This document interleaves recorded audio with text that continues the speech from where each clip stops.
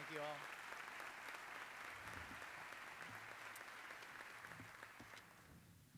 My thanks to my old friend Alicia and to everyone associated with the club. It's often my practice when you get a truly special invitation like this one and get such a call to say, oh, that's great, who canceled? In this case, it was Steve Forbes. I recognize I'm a poor substitute. Steve Forbes, he's written 6 books.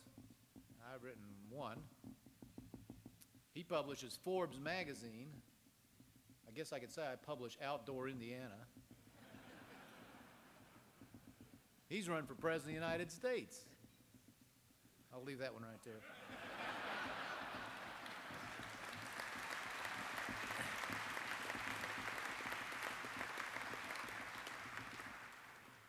I'm familiar with, I've been a fill-in before. I know how to do this.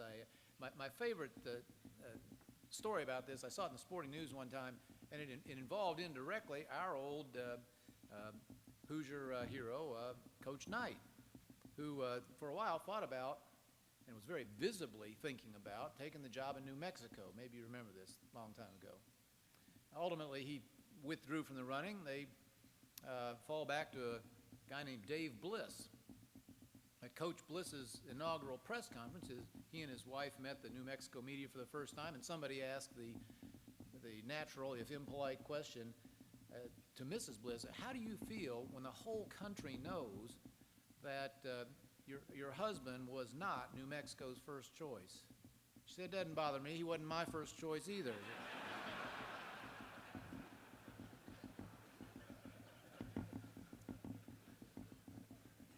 I hope to meet her, but one day before I go. I brought a little slideshow along. I got up one day last week and decided maybe, both because this is a data-driven and a well-informed audience, and also maybe as a little variety on just a long oration, I would try to show you a few things along the way, and I hope that it will enliven and not deaden the next half hour before we get to your questions. And I promised Alicia this will not make her feel like she's back at work. I hope you've improved on this, but there were a whole lot of the PowerPoint stuff when we were at Lilly together, as I recall. Alicia and I used to say that if a Lilly scientist, when a Lilly scientist passed away and presented credentials to St. Peter and was challenged for entrance, the first words would be, first slide, please. So here you go, and there's some statistics in here, but I hope you'll find them of some use.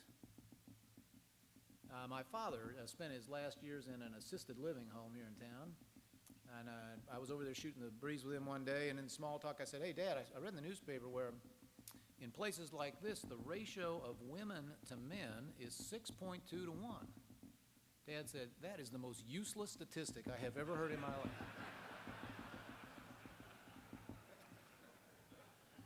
So if any of these are useless, I apologize in advance.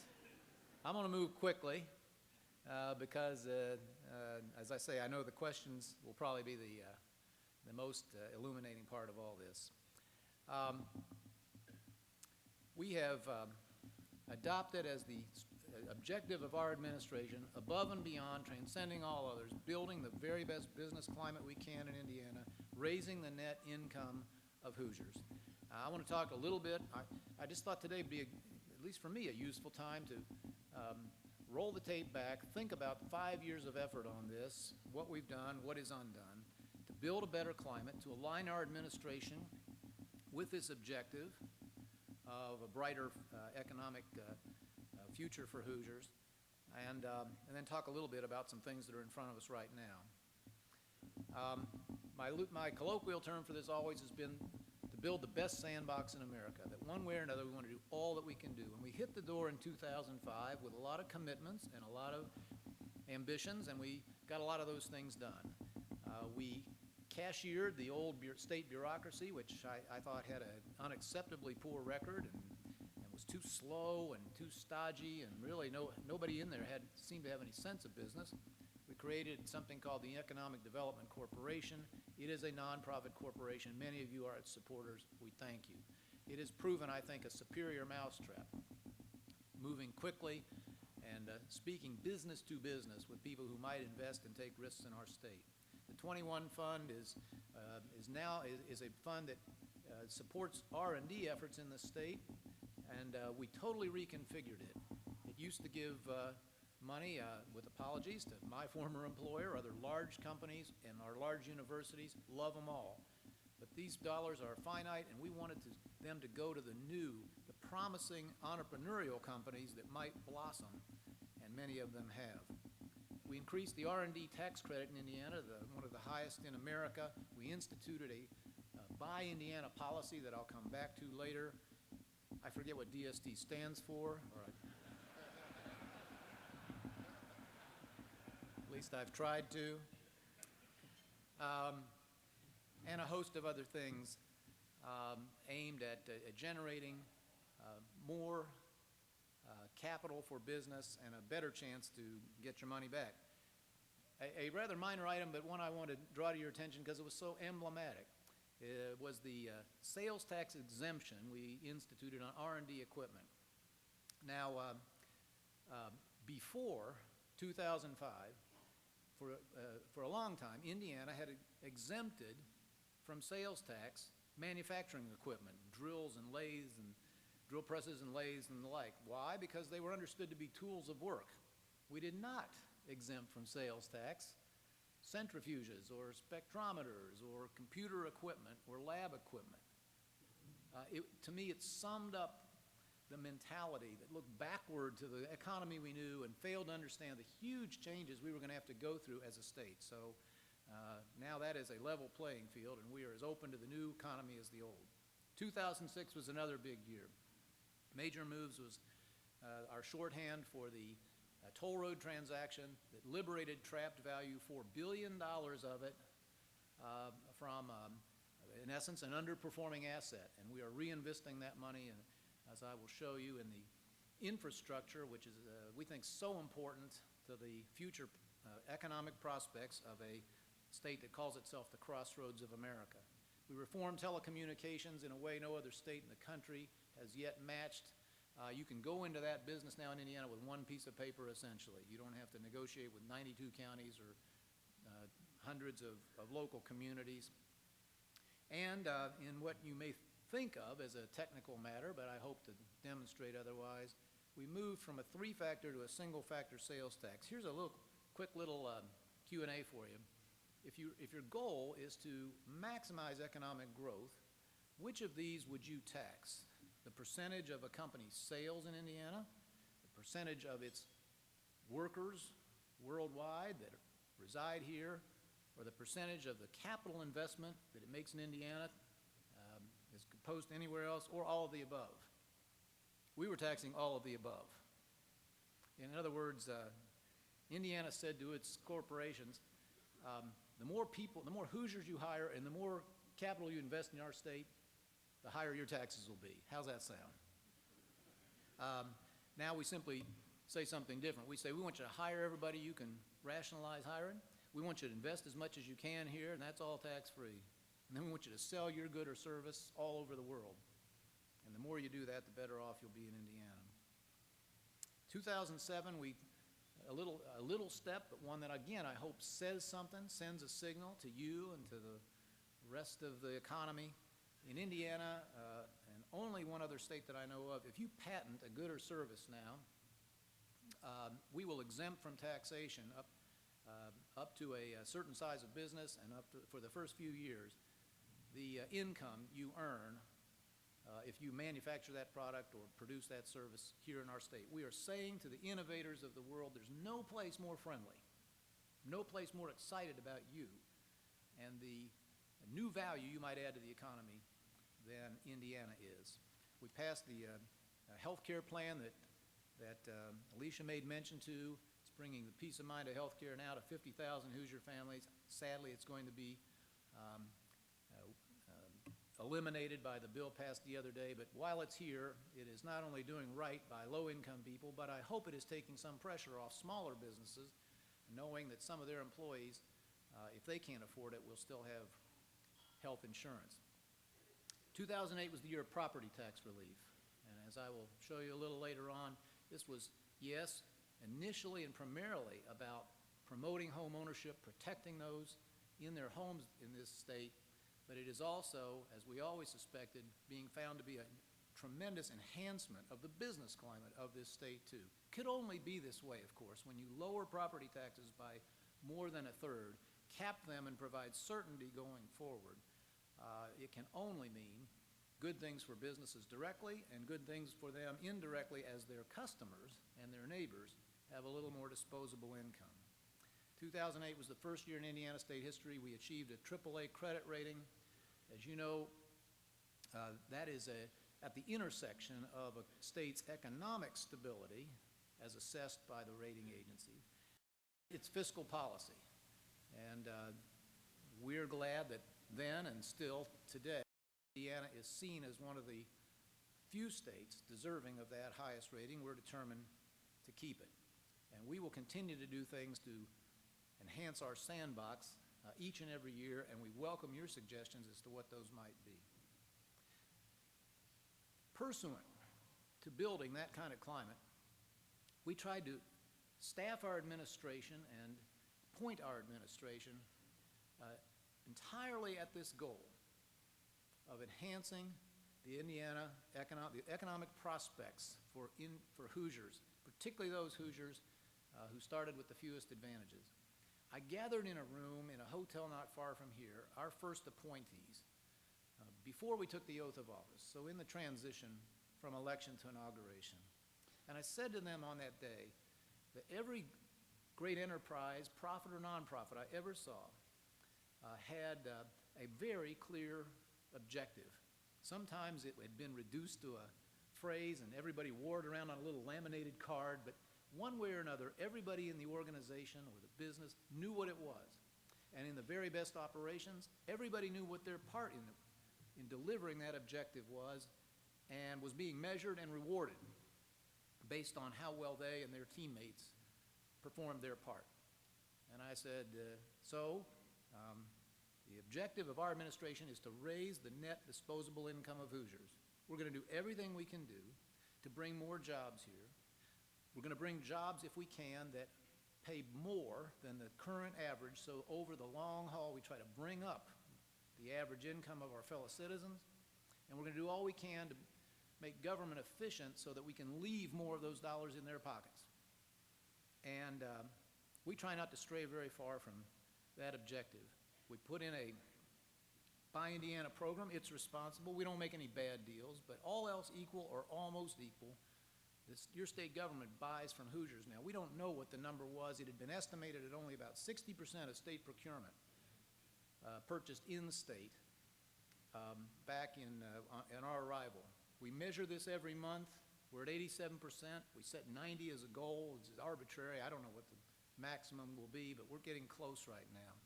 I bring this up today because I don't want to miss this opportunity. You should think this way too. I see far too many Indiana businesses, for no good reason I can identify, going out of state. I think it's the distant expert phenomenon. You can't imagine that that software company down the block could be any good. I mean, they live here.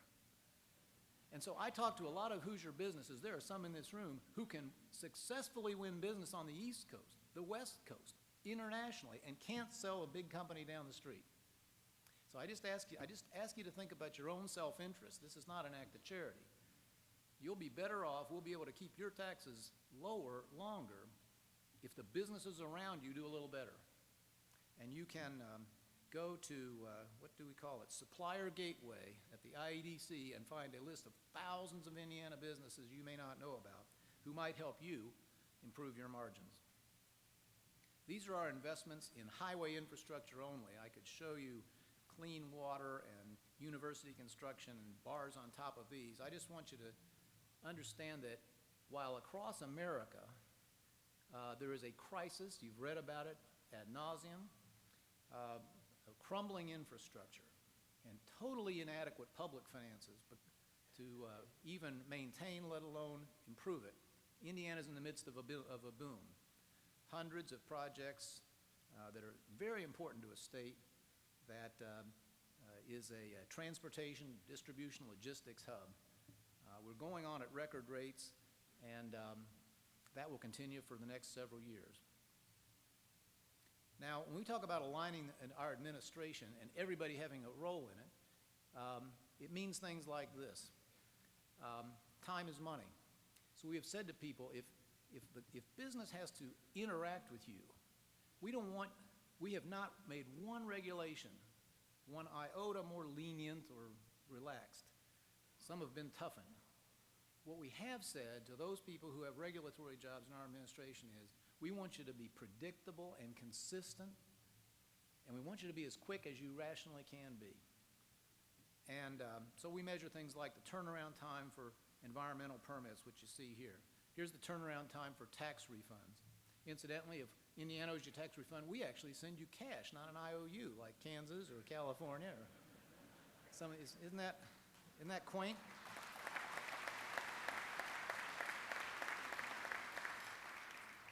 Here's waiting times at the BMV in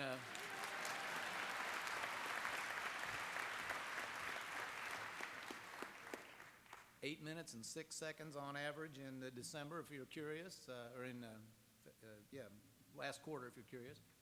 I know it doesn't have anything to do with business. I just couldn't resist putting it up there. I just want to show you this picture to tell a quick story. This is Medco. Soon to open the world's most advanced, largest, most technologically amazing mail-order pharmacy at Anson out here between Indianapolis and Lafayette. And it was a very spirited competition. Medco, on a payroll basis, is bigger than Honda. Not as many people, but the jobs average almost over $70,000 per. We're so proud to have them. This is a huge win for our state. And after it was over, as I often do, always do, I asked if you're willing to tell me, what were the tiebreakers? Why us, not happen to be Kentucky? And there were a couple of answers, but the one that caught my ear was they said, oh, and your board of pharmacy. I said, our board of pharmacy? They said, oh, yeah. They said, we need scores of separate licenses to operate in every state. I don't know how this works exactly, but they needed a whole complex of licenses from wherever it was going to be.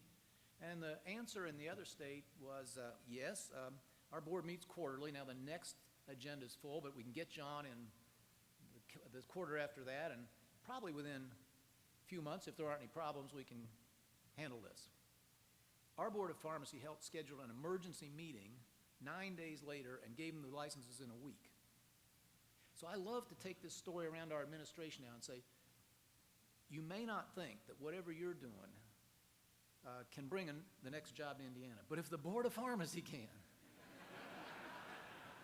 you're going to have your chance. Okay, we come to my favorite part of any such program, the maps. This is AAA bond ratings. Did you notice the other day, speaking of Warren, someone was speaking of Warren Buffett up here, in the last few weeks, Berkshire Hathaway, P&G, Lowe's, there's some fourth, Johnson & Johnson, their debt is all traded at less than 2-year Treasury notes. And you read, Moody says Uncle Sam may lose his AAA. Amazing thing to think your state might have better credit than your federal government. But if they may lose theirs, we're going to try to hold on to ours. So here's a low cost of doing business. I hope the product of everything we just talked about. Here's low taxes all by themselves. Here's workers' compensation rates. We're in the most affordable 5 or 6 states. This is overall business climate by the site selectors of the country. This is the last CEO survey. Indiana, again, an island and along with some of the Sun Belt.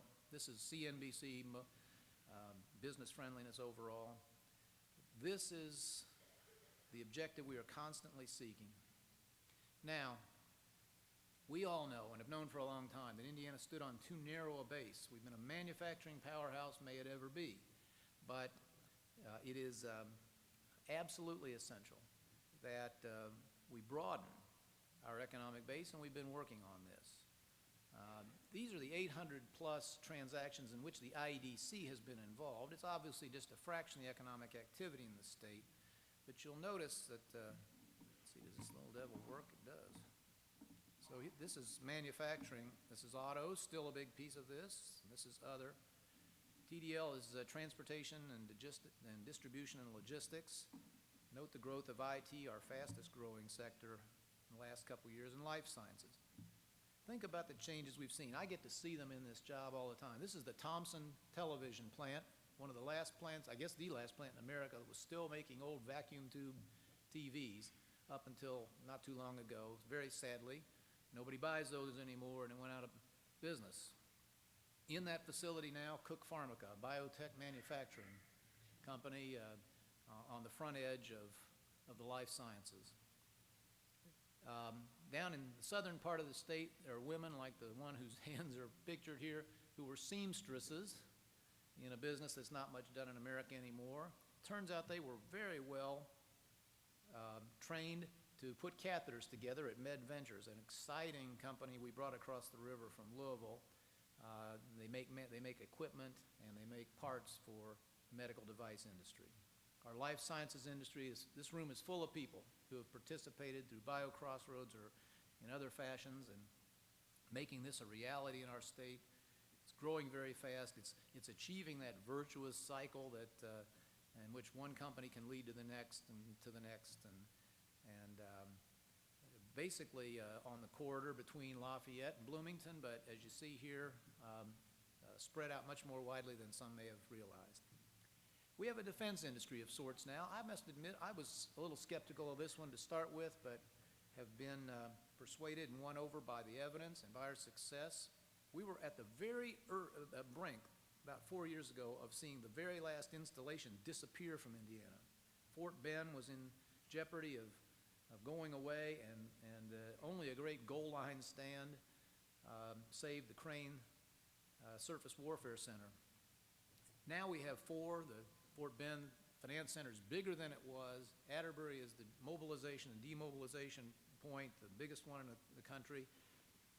Crane is thriving. There are tech parks springing up along its borders. If you don't know what Crane is, go check it out. It's an incredible hidden asset for us.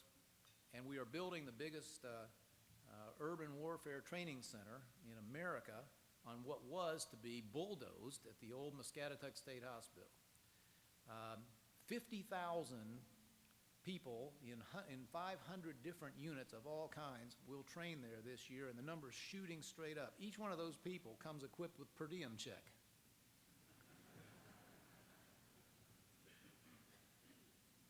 A lot of the folks who are shipping out for Afghanistan to work in reconstructions, not just for military purposes anymore. Yes, special forces are there, snipers are there, people, they can practice urban warfare tactics, but also a lot of Hoosiers are now role-playing. It's a fascinating thing to see, role-playing Afghani citizens or Iraqi citizens, and this is, we believe, a real cash generator for us going forward.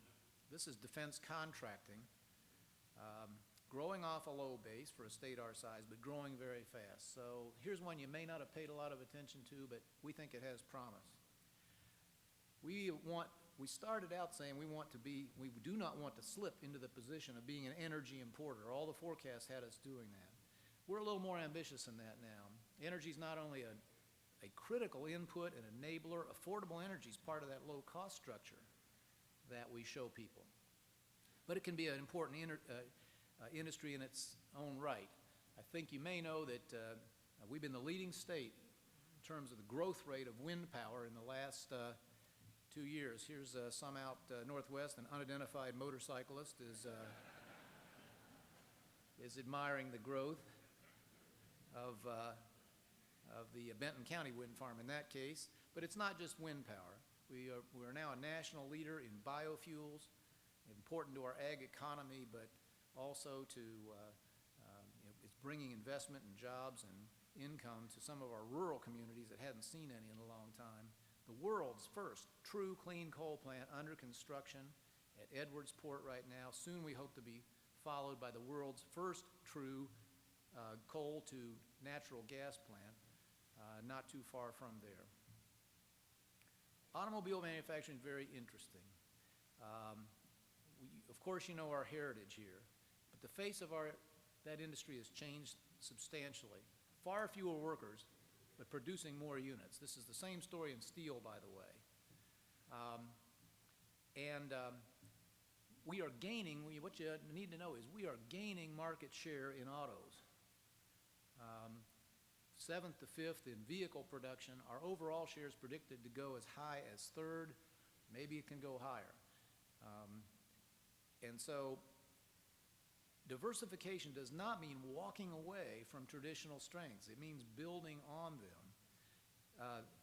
Of course, the nature of that industry has changed a lot in the state. We have more than twice as many people now employed by the internationally based companies as we do by the legacy companies, GM and Chrysler.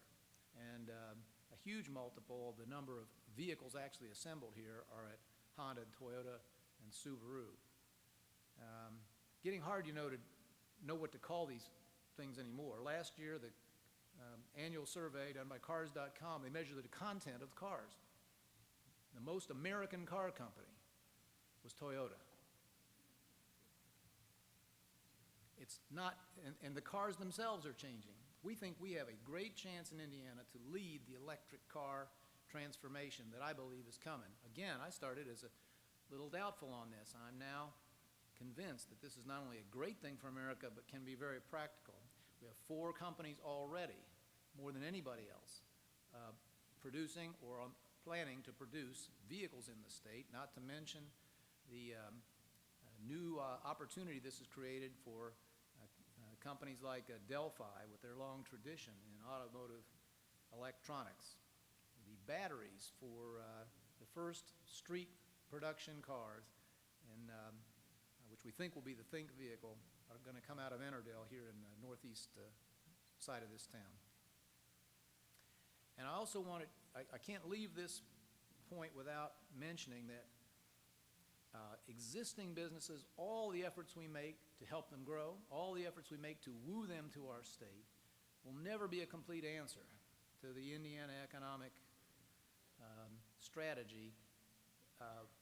Harder to get one's hands on, but essential to concentrate on are those dynamic, unpredictable businesses that spring from the genius of free people when they're enabled and encouraged to start new enterprises and try new ideas. And story, I think, in the last day or two in the paper here about yet another venture fund in this state that would add to a growing trend, more available capital for the dreamers and the innovators that we seek to woo and welcome. Let me talk for just a few minutes about some things that are just ahead of us here. You'll get a chance this fall to vote on making property tax reduction and limitation permanent in our state. This vote would amend our Constitution.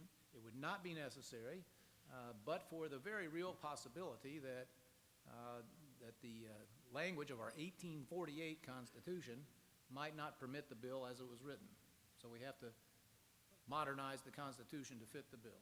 I hope you'll vote yes. I think you'd be wise to do so, and not merely because your home will be more affordable, more valuable, your children's first homes will be more purchasable, your parents' homes will be more easily financed, but also because this, as we always suspected, is going to be good for business in this state. Ball State recently, within the last couple weeks, completed their analysis on it and forecast, as you see here, a substantial boost to both employment and income in Indiana over time. Unemployment insurance, much in the news. I think you know that an effort was made last year to make the system a little more self-sustaining, and then it's been postponed for 1 year while we await events around the country and also federally. Here's what you need to understand about unemployment insurance. This is we have been living with a very lopsided system, some of the lowest premiums in America. 40th by the latest measure. Some of the highest benefits in America, 3rd by the latest measure. This system was leaking money when we were at full employment 2 years ago. And I asked people who were around when this arrangement was set up, what did you expect to happen? Very low premiums and very high benefits. They said, well, we expected we'd have to fix it one day. I thought, well, thanks a heck of a lot. That's some days now. And so we will have to deal with this, but I recently came across a quote by the famous old Sea Lord of Britain 100 and some years ago, Jackie Fisher, who in a different context said, now that the money has run out, we will have to begin to think. So that's the story about unemployment insurance. As we think, you just do bear this in mind, not to minimize the importance of this at all, but this is a relatively small fraction of the total business taxes paid, 6%. And so if and when it is necessary to adjust both as we should, both the premiums and the benefits, let's not overestimate how much it changes. By the way, the change of last year when factored into those business tax rankings I talked about didn't move us at all, didn't budge us. So I'm glad we postponed it. We need to find a more balanced approach to this. We need to see what the national picture would like. 2/3 of the states are already in arrears as we are, so it's almost a universal problem. But we'll approach it with common sense when the time comes. Here's the biggest one.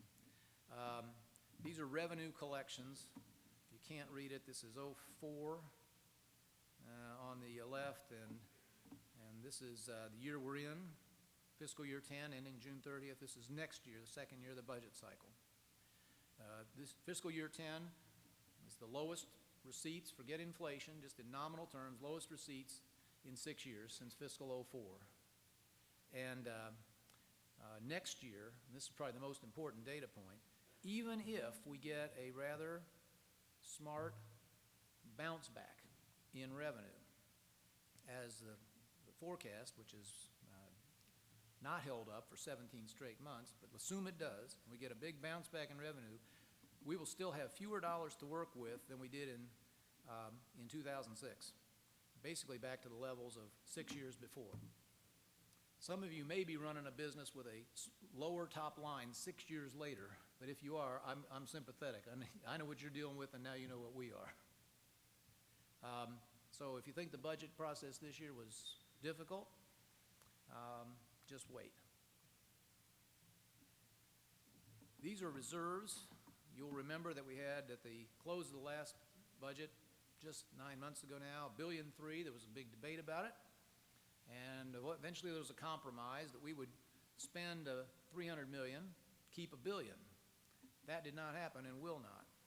As it turned out, revenue is running so far below even the lowered forecast from last June that it's going to take all our reserves basically to get through this budget cycle. We will use the savings account, the rainy day funds. That's all right. That's why we've worked hard to create them in the first place.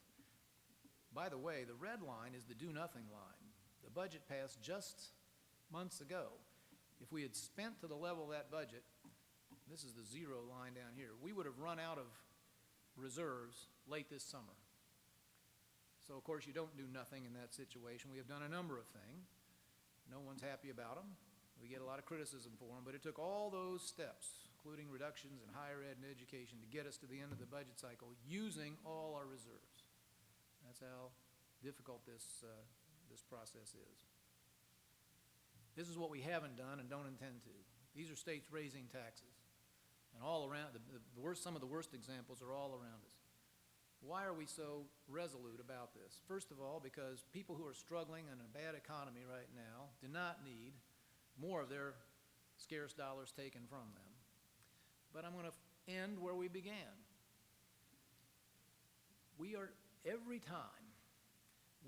Every month that goes by, and we find another way to keep things glued together in Indiana without raising taxes on individuals, on consumption, on businesses directly, while other states take the easy way out and raisin, as Illinois just about to double their income tax or some such.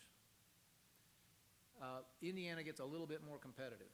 Our sandbox looks a little bit better compared to the one next door or the one on the coast. And that's why we're so committed to this, because it is our goal, it is our ambition that Indiana and the young Hoosiers coming up have every economic opportunity possible, that there is no better place for the existing or the new business anywhere in America, because we know there are no more deserving people, no more deserving workers of the future than the young people we are raising right here.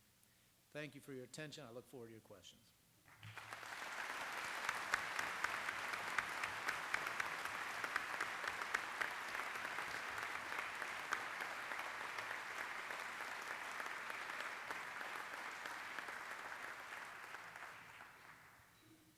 Well, we have a few questions that have already come up, one of which may not be a surprise to anyone in this audience, and that is, have you made any decisions yet about who you'll select as your running mate?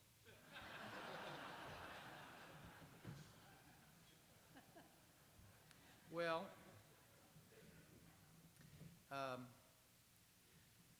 as far as I know, the filing date for the Columbia Club officers is not for another few months, so the answer is no.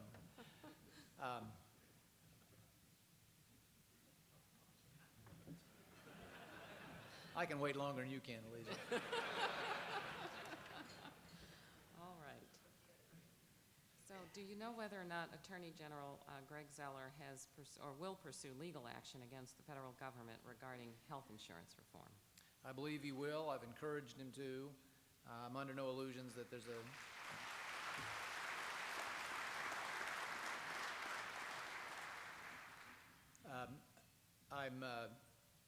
I'm skeptical that there'll be a judicial rescue, although there's some very good arguments, I think, to be made. This is the first time, I think it's historically inarguable, this is the first time that the federal government has attempted to order individual Americans to purchase something or spend their money on something. But I have no way of knowing whether the courts would give how much deference they would give to the Congress on this, but I think it's there's some important principles to be spoken for, and I do believe Indiana should join what looks like to be a large number of states who are, and also private actions that will raise those questions. Thank you. So somewhat along the same lines as healthcare reform, but turning a little bit, now that Obamacare has passed, do you think the national VAT tax is inevitable, and what do you think will be the ultimate impact of that? I don't know that it's inevitable. I think it's inevitable that there'll be attempts to impose one. I don't think I need to spend any time in this audience persuading you that this nation has piled up an absolutely, mathematically unsustainable, unaffordable set of commitments already, and that's before Sunday night. Whatever the spectrum or continuum of views in this room about how large or small, expansive or limited government should be, set all that aside for a moment. If you can do sixth grade arithmetic, you can tell that we cannot possibly pay the bills we've already piled up. We cannot possibly meet the commitments that we have made to ourselves in Social Security and Medicare and so forth. On the bill of Sunday, again, people can think it's good or bad health care policy, but I'm here to tell you it is fraudulent to assert that it will not add to the debt on this country. It is.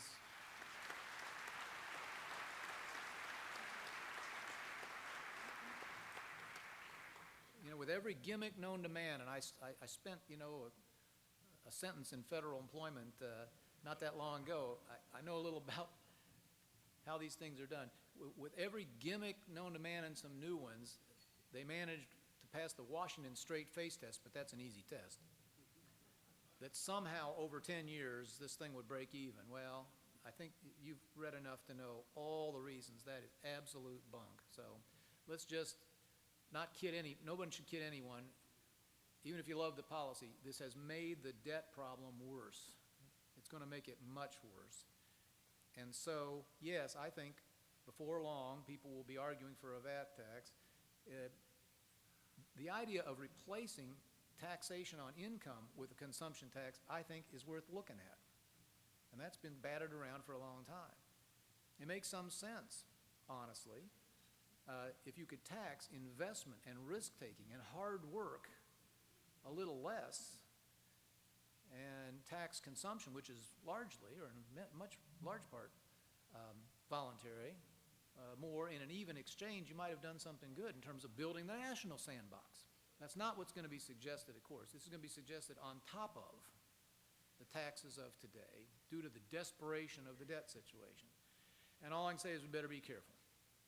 One thing that people who like taxes like about the VAT tax is this is the boiling the frog thing. You can just dial that little dude up, you know, a little bit at a time, and most people won't notice. So it's a real engine for generating a lot of money, or transferring a lot of money from the private to the public sector. But yes, I think you'll hear more about it. And in the context of a major fix to this immorally, I choose that word carefully, immorally huge burden we're about to place on our children, I wouldn't rule anything out. Thank you. There are a number of members of the audience who are curious about your thoughts regarding education, comments and questions that range everywhere from lower property taxes, meaning less money for schools, balancing the budget on the backs of schools. And in general, I think the question is, it's very important to have a well-educated workforce to have a strong economy. And so what, in your view, are the keys to improving education in our state? Yeah, well, it isn't money. If it were money, we'd have fixed this problem by now. So thinking this might come up, I have come prepared. First of all, let me say, I am all for more investments in education. We have raised it every single year until this year. We have raised it 12% during the years I've been serving as governor. And all else equal, I'm for that. Second, the 3%, really 2.7% reduction in operating spending, just the operating spending, that we were forced, after doing everything else first, to impose is tiny compared to what's gone on in most states of this country. You know, one downside, I suppose, of keeping things glued together as Hoosiers have is you don't, unless you pay a lot of attention, you don't realize how bad it is elsewhere. Media asked me a little while ago, I said, what keeps you up at night? I said, I sleep pretty well. I said, but if I don't have to count sheep. I just count all the states I'm glad I'm not the governor of. So we will do everything we can to minimize this. But you know, education for the first time in Indiana state history is half the state budget. And we had squeezed everything else as hard as we could, and eventually we had to go there. Anyone who says we should be spending more on K-12 education now is telling you, I want to raise your taxes. That's the only other choice. The reserves, right? We're using them all, I showed you. So an honest advocate of that position should start by saying, and here are the taxes I want to raise. Is it business? Is it income? What is it? Sales? Because, you know, we can't print this money like Washington does. Now, where do we go? This is K-12 education going up and up and up from 95 on the left to 09 on the right, all-time records. Same true if you count in the local and federal funds. Now, this is per pupil spending. We're in the top, 11 or something like that. This is nominal dollars, but this is not the whole story. Indiana is a 92-cent state. It is less expensive to live here. Everyone in the room knows this, and the national data is quite available. If the average cost of living in America is 100, we're 92. That's one thing we like. It's part of that better sandbox that we offer to that we point out to other businesses. When you adjust for the cost of living, our per pupil spending is third in America. Now, I'm proud of that. You should be too. We revere education in this state. We put our money where our mouth is. But those demanding more at some point should please recognize we're trying here. This is K-12 spending as a percent of personal income. We're 7th in America. There are only 6 places where people dig deeper into their pocket to support K-12. Again, it's something to be proud of. This is how much of your tax dollar actually gets to the classroom. We don't look very good. Almost nobody in America does. There's only a couple states that get 70 cents to the classroom. We're closer to 60. There's a huge increase in education spending, the kind that matters, available if your local school board and your superintendent would work half as hard on doing the common sense business things that you've all done, outsourcing this and that, combining overhead where you can. There's an ocean of money available. If they'd spend more time at that, less time lobbying at the State House, just give us more and then go away, our kids would be a lot better off. This is teacher pay. We're well above the average, but that doesn't account for the 92 cents. There we are, adjusted for the cost of living. That's how far. Now, I like that too. I hope we can make it more. Not for every single teacher. I happen to think the best teachers should get paid a lot more than this. There ought to be some measurement to see who's really getting results and who's not. I'm a sports fan, but frankly, I think the physics teacher should get paid more than the phys ed teacher. And there's things like that we don't do in Indiana.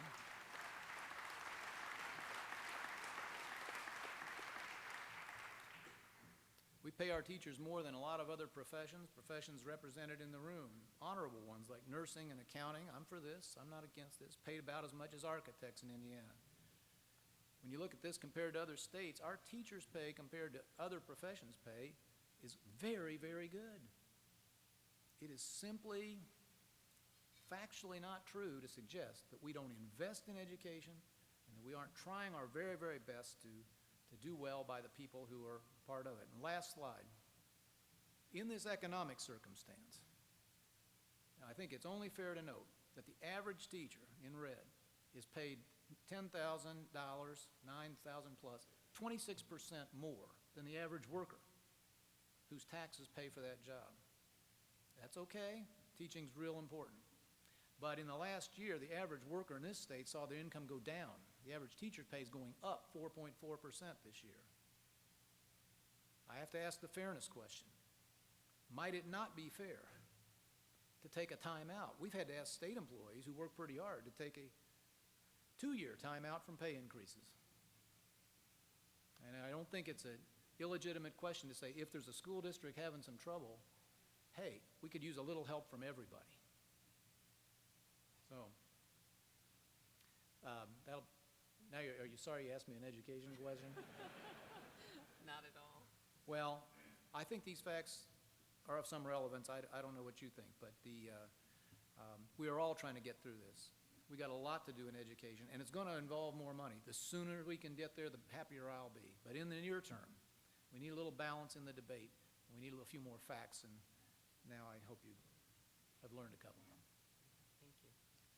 If you had the ability to reach beyond the state and fix Social Security, how would you do that? Yeah, I don't think Social Security should be so hard to deal with. You know, this is, I suppose, maybe it's naive, and I know all about third rails and so forth, but I'll tell you how I think we're going to have a grown-up discussion about this in this country, and pretty darn soon. So maybe, and I know it's easy to demagogue, and I know it's easy to, just wave the granny card and stifle debate, but doggone it, somebody's going to have to try. And, you know, it won't take a genius. One night I was watching Monday Night Football and way back, and somebody called Bill Walsh, the 49ers coach, I said, he's a genius. Joe Theismann said, now, wait a minute. You know, this is football. He says, there's not geniuses in football. He said, a genius is someone like Norman Einstein.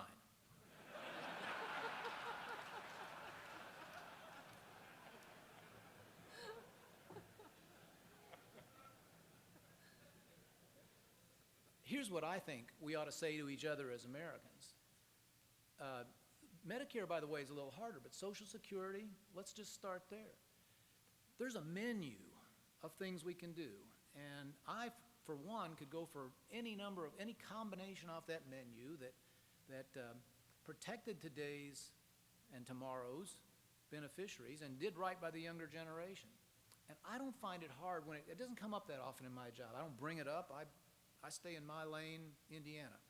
But when I'm out there all the time, when a citizen asks me, I say, well, look, why are we paying for Bill Gates' health care? Why are we going to send a pension check to Warren Buffett? Does that make any sense to you? Well, no. I said, not to me either. The money we have ought to be for the folks who really need it to make it through their elderly years. I said, if you knew that your Social Security benefit, the one that's being paid today, would be protected for inflation all the way out, would that sound fair? They say, yeah. They don't realize that we do more than that today. If you retire today, you're going to get less than the guy who retires 10 years from now because they index it to wages and not costs. Would you retire a little later? Yeah. And then here's the big one to me. We're going to finally have to do this, I predict to you. We're going to have to bifurcate these systems. We're going to have to say, hey, that Social Security system, that Medicare system we've had, that's great. They've been really good. But you know what? Math doesn't work. We cannot manage it anymore. So what we're going to have to do here is protect everybody that's in there or is within, you pick it, 10 years, 12 years, some years from now. Nothing changes. You're good to go. But all you younger folks, we just can't afford that. I mean, basically, don't say we. You can't afford that, right? Today's workers are paying for today's retirees. There's no little box with your name on it. You paid for Dad, and now your kid's going to pay for you. So you just say, we're going to have something a little different. And there's a lot of things, a lot of ways you can do that. And why? I don't think this will strike Americans as radical. Why? Some of you are thinking it right here in the room. We've done this. Tens of millions of Americans have been through this already. In both public and corporate America, there's all sorts of places where people got to that point. Hey, we're not funded anymore. We're going to have to have an old plan and a new plan. We have an old teacher's plan and a more recent teacher's plan. This is just a common sense step. And once you decide to take that step, you can fix Social Security, and we could do it for Medicare too. And if this whole business called democracy and government by the consent of the governed is still valid, doggone it, we can be adult enough to solve that problem and all the rest we have too. Thank you all very, very much. Thank you.